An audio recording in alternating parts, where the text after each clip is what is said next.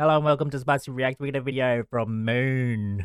Not going to be my real original. Will be down in the description and below if you want to go watch the original. This will be a reaction video. And it's called Where Are Porn Stars Today? A disturbing pattern has emerged in the adult film industry. Young stars with their whole lives ahead of them have drifted off of the rails, gone missing, or even died. With at least 5 of these tragedies in the past 3 months, what's going so terribly wrong within the industry to lead to this? And how is this industry destroying society as a whole? Well, let's find out where these formerly acclaimed adult film stars are today. You see, Emily Willis was one of the few examples of a success story in adult film, and her early life reads like the dream of anyone looking to make their way into the industry. While details about her life are shaky, it seems like lots of stars she began with nothing. Growing up in a small village in Utah, Emily was a quiet, introverted girl growing up. She kept a low profile during high school, moving out to San Diego to try and build a life for herself. But after some short-lived jobs in sales that didn't work out, Emily was broke. She had no money and nothing to do, all whilst living in one of the most expensive places in America. But then suddenly, at the age of 18,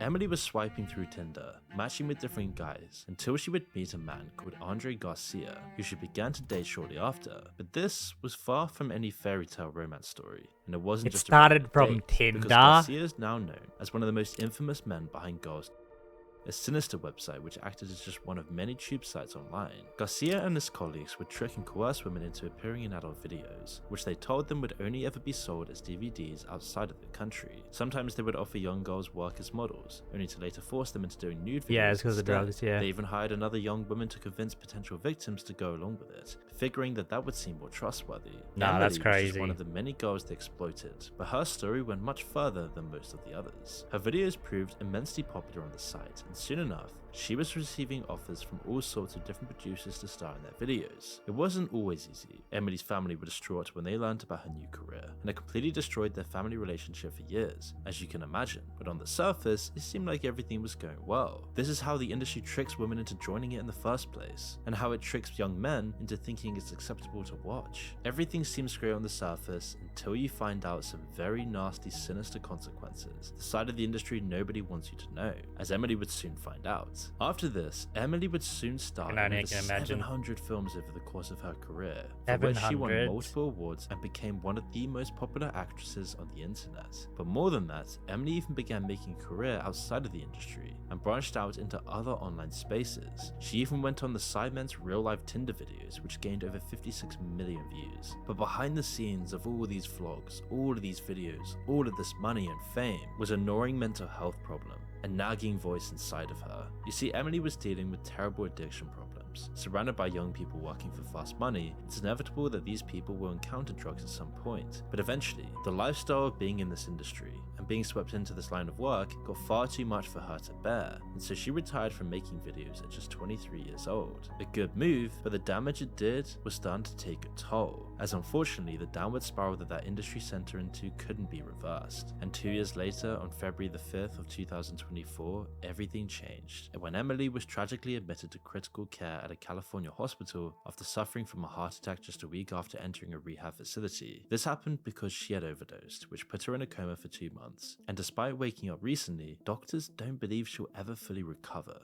but hopefully she does. And now this might seem like a very tragic but isolated incident. However, unfortunately, it's an increasingly common story within the industry. You see, of course, we all know these sites, the people making these videos, and the production companies behind them are always exploitative. Young, unstable people looking for quick money can use it as a crutch to support a fast lifestyle. Instant fame, success, and money and validation that destroys you morally later on. Meanwhile, there's plenty of people and companies eager to exploit their fleeting popularity before moving on to the next victim. But with the rise of the internet and the massive explosion of tube sites, it's all gotten so much worse. The tube sites sell themselves as offering a kind of freedom and empowerment for the performers in the videos, but in actuality, they've only made things far more competitive and cutthroat for people looking to enter the industry. The sheer amount of choice in videos on these platforms mean women rarely get a chance to make a name for themselves. The majority star in just 2 or 3 videos before giving it up. For the little pay they do receive, they've traded their privacy and their dignity. The videos they are in rarely get removed from the internet and stick around forever, as they get uploaded over and over again,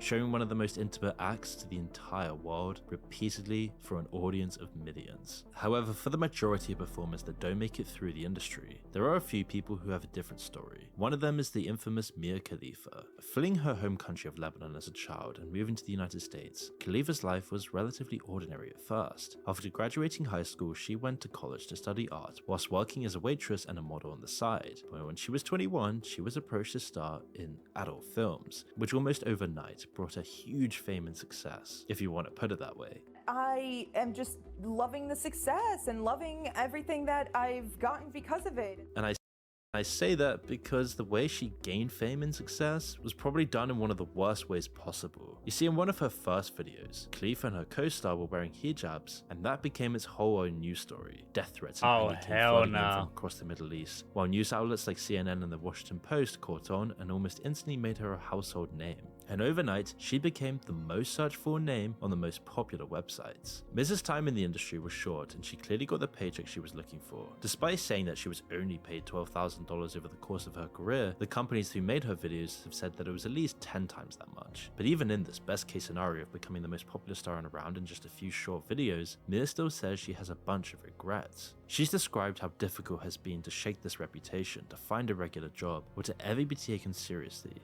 I would say that if I had never met that person, I never would have done the things that people know me for doing, and I could have just been living life normally, making $18 an hour, hopefully, somewhere. But you can't feel too sorry for her. I mean, it's hard to distance yourself from the industry that brought you your fame, especially when you're still Takes that using one the same person. false name that most people know you by. Her criticism of the industry rings hollow when she still runs an OnlyFans and profits off of the fame she made from it. Simply working as an actor in any way in the industry has permanent consequences. Even with all of the fame and money that Mia got from her short-lived career, it will never buy back her privacy or remove all of the content that still continues to haunt her today. For most actresses and actors though, they get far less money and fame and still have to deal with all of the same consequences. They can't live off a few months' work for the rest of their lives by appearing on podcasts. They have to get real jobs. Something that a career in the industry makes a lot harder if it ever gets out. There are other problems that such a career can make for you, even though society is still squeamish about discussing it. Studies have shown time and time again that for many people out there, having a large number of partners before marriage can sometimes make it more likely that you will actually get divorced. Of course, this isn't an ironclad rule, and it doesn't mean that your past determines your future, but it is still a social pattern. Even taking in Mia Khalifa's string of divorces into account seems to prove the point, especially if you have this content out there on the internet. I mean, commodifying your past relationships and selling intimacy as a product is always going to be worse for your future happiness, and especially terrible if you ever get married and the guy finds out. Even though this is a harsh truth for serial dating that society expects and celebrates today, it doesn't make it any less true. It's less clear whether simply watching adult films has the same effect though. We at least know that it can have a negative effect for people already in serious relationships. Whether it makes a difference beforehand is still kind of up in the air, but you can imagine it probably would. But as we'll soon find out, this may be the least concerning problems that people in the industry face. It can be easy to focus solely on women in the industry. It's inevitably what most of the actual films are focused on. They're the big names that draw the biggest audiences, but tons of the same problems that women face are equally challenging for men as well. Bill Bailey was just one of those male stars. To begin with, making it as a man in the industry is more harder than you'd think. The pressures to perform under harsh lighting for hours at a time isn't something that most people could ever deal with. The use of performance enhancers like Viagra is so widespread it's almost expected. But those who can deal with the pressure and make a name for themselves can often have far longer careers than women, starring in lots of videos. Bill Bailey was one of these men, appearing in over 2,000 videos across his career.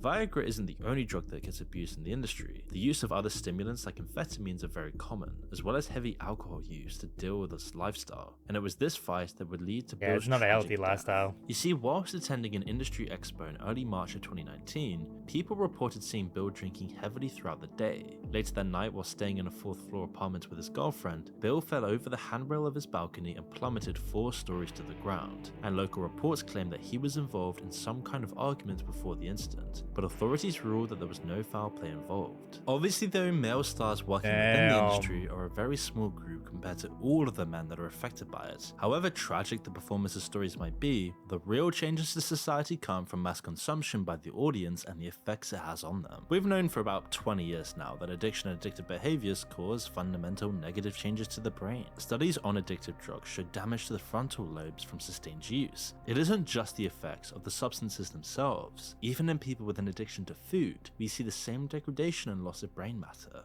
These changes are clear through people's behavior, as well as through an MRI machine. Addicts are more likely to show poor judgment towards their own actions and the consequences that come with them. They lose their willpower and their ability to resist these addictions. They become more impulsive and emotionally unstable. We now understand that addictions seem to replace that reward system in our brains used to regulate normal life. They get hijacked, redirecting your own ambition for success and happiness towards the focus of the addiction. These addictions and the negative effects they have are exactly the same for sexual activity and the consumption of adult material. The content offers an alternative to a fulfilling, healthy life and connections with other people, a great social group, deep, meaningful relationships, connection with the society around you. Instead, adult content is a replacement that's far easier to get, but which alienates you from what's truly valuable in life. And companies like MindGeek, the owner of most of the major tube sites, have turned this addictive component into a multi-billion-dollar money machine, using the same techniques and algorithms as sites like TikTok and YouTube. They've put the best minds, the most intelligent programmers, psychologists, There you millions go. in research and development, endless tests and trials, A/B testing to figure out the best way to hack into men's brains and exploit their inner systems, making a generation of wankers. This is one of the largest changes to society we've seen in the 21st century, and we're only now learning what the real consequences are. A shocking 87% of college-age men in America watch adult content, 50% weekly and 20% every single day, and these numbers are only going up. I mean, is it any surprise that nearly a third of young men are now going without intimate contact for years at a time?